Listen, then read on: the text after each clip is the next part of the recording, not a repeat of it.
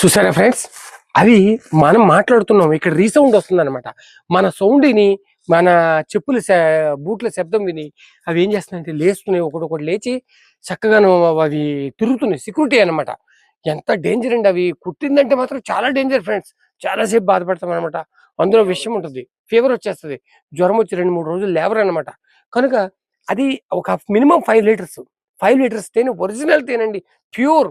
మనకి ఈ రోజుల్లో ప్యూర్ ఎక్కడండి? ఆ! అన్ని బెల్లపు పానకాలు. బ బెల్లమే కల్తీ.